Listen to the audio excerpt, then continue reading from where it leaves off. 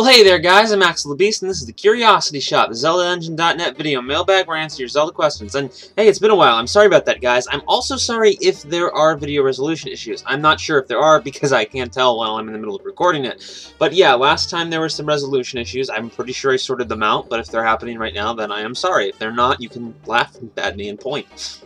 Mario Teplummer asks, do you think Link and Skyward Sword is the first hero and Zelda is the first Zelda? Yes. Link Philosopher asks, which Zelda game do you recommend besides Ocarina of Time, Skyward Sword, and Twilight Princess? All of them. Nothmoth asks, we saw a lot of advanced technology in Skyward Sword. How would you feel about a Zelda game based in a futuristic setting? I think I've jumped around on this a lot in like past videos and whatnot, but really with the futuristic setting, here's one thing to keep in mind. Zelda is a fantasy series. It's pretty much a whimsical fantasy series too. It's a childish, well, not childish, but it's a child-friendly fantasy universe with a lot of wonder and mystery, you know. And it's kind of like the classic tale of the hero saving the princess from the demon or the dragon or whatever.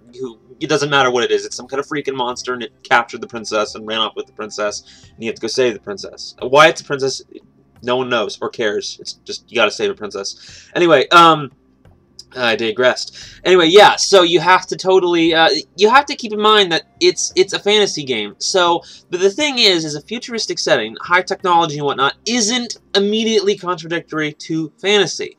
You can have a lot of advanced technology in a fantasy story, and it's still fantasy. It's not immediately science fiction. Technology doesn't automatically equal science fiction. That said, I think Skyward Sword is a game that handled the technology thing very, very well. I think it really fit, and I kind of ate my words with that, by the way, because I remember actually doing a video just before they announced the technology in Skyward Sword, or showed it in the video. I did a mailbag just before that, like on the same day, only a few hours beforehand, and denounced the idea of technology, and then they showed all that, so that was kind of awkward.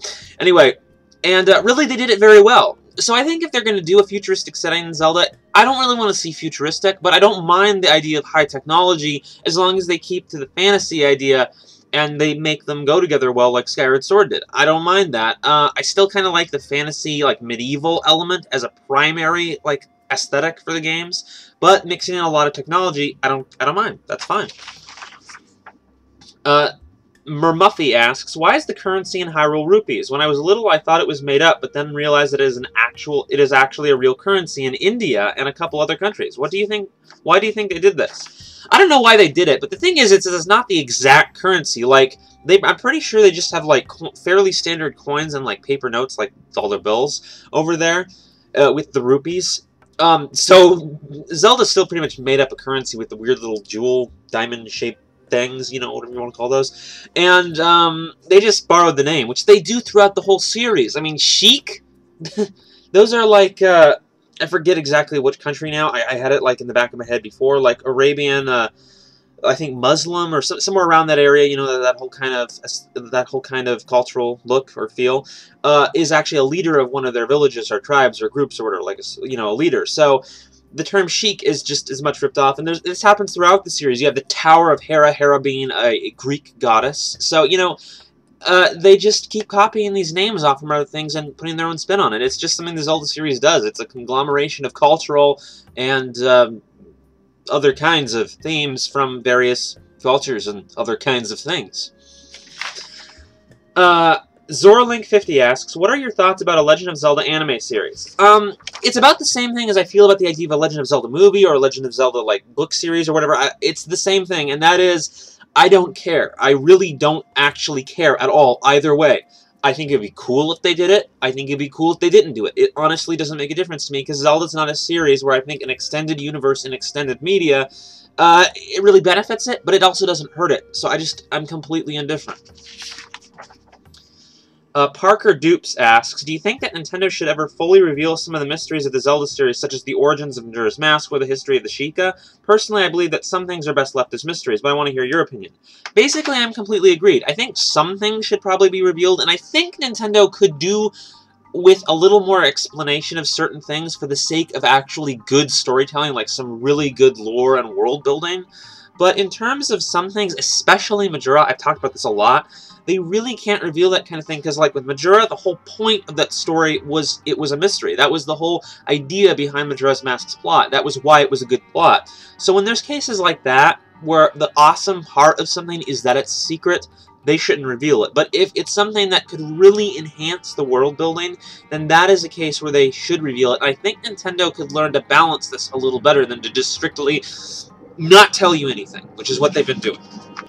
Triforce of Twilight asks, do you think the River Zora versus Sea Zora is just a cop-out to explain the use of the same name for both the enemy and the friendly Zoras?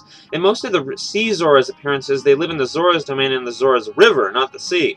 Well, if I'm understanding my history of the Zelda series right, the only time they call them Sea Zoras, which is the normal, friendly Zoras that we're used to since Ocarina of Time, is in the Oracle games. And to me, I mean, they originally appeared as an enemy in, like, the original Legend of Zelda, and until Ocarina of Time, they were just an enemy, and then they turned them into the friendly Sea Zoras, but only called them that in the Oracle games, and to date, the Oracle games are the only ones that call them that, and just as you said, it makes no sense.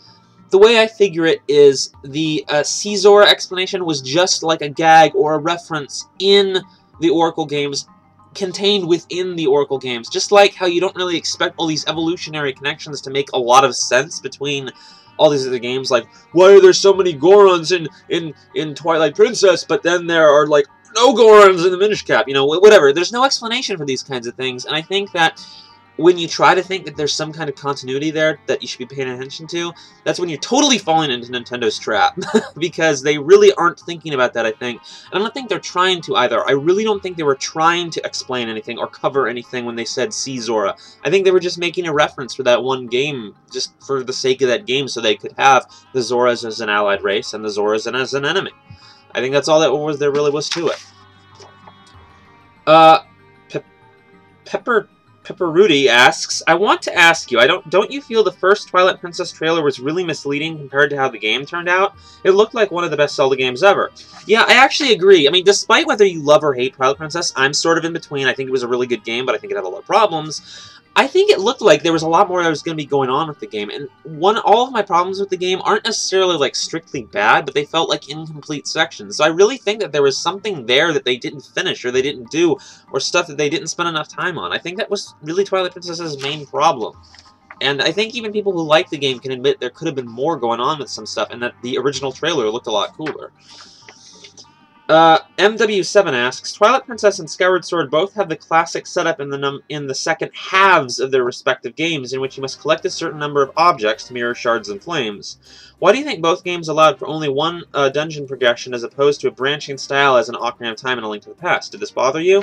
If you're referring to only being able to do the dungeons in a linear order, that absolutely bothers me, because especially in that second half of the game, as you put it, there's absolutely no reason for the restriction. There is no reason to restrict you from going from dungeon to dungeon, because there's no real plot event going between all the dungeons that's really, like, has to go in a specific order. There's just no excuse for it. And it's really weird, too, because it's very contrary to the exploration elements of the series, and it bugs me that this seems to be some kind of trend they're doing with the Zelda games. And, you know, I love Skyward Sword, and I like Twilight Princess fine, but it's definitely a weird, unnecessary choice, I think, on Nintendo's part. JT Durham asks, I heard that Nintendo has created a channel that basically helps with Skyward Sword save data. I just started Skyward Sword the other day, so what's it for? Well, I don't know all the details because I haven't, like, downloaded it or whatever myself, so I don't know how you get it or whatever. There you can probably find out on the internet pretty easily. But basically, it helps you fix the glitch. I think it probably works with your save file and fixes the game-ending glitch near the end of the game during the Song of Hero portion, where you can basically be unable to progress and basically destroy your save file. Not like the save file will be there, but you'll be in a part of the game where you are now unable to progress. So it's supposed to fix that or something, as far as I understand.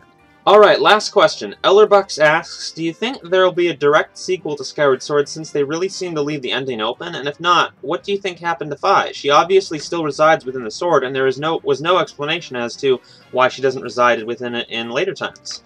Well, you know, really, you gotta remember, and I mean, I know this is kind of an unsatisfying answer, but it's really the only answer. Fi was only invented with Skyward Sword, which, despite being the earliest on the timeline, is the newest Zelda game. So, there is Fi didn't exist in the other games. They didn't have her in mind. They weren't thinking with her at all.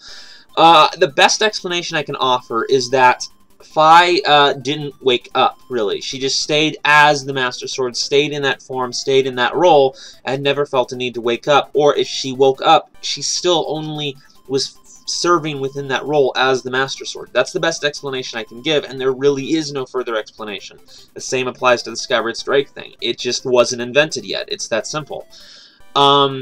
As for there being a sequel, I really don't think so. Skyward Sword, like most Zelda games, really resolved its plot, and as far as like the idea that some Zelda games get their own sequels, Skyward Sword was that sequel, even though it was a prequel. It really covered a lot of themes in Twilight Princess, and even a lot of gameplay elements of Twilight Princess. It was a spiritual successor to the game in like almost every way, in my opinion. It was very much like Twilight Princess redone and fixed up. So I really don't think that there's any chance of a sequel, and I don't see what they would do in it. What would happen? Would Girahim be around somehow? And at which point, why would that matter, or why would that be a good idea, considering that he was dealt with in Skyward Sword? It wouldn't make sense. Alright guys, that's it for this time. Be sure to send your questions to the contact page in the description, and I'll see you guys later.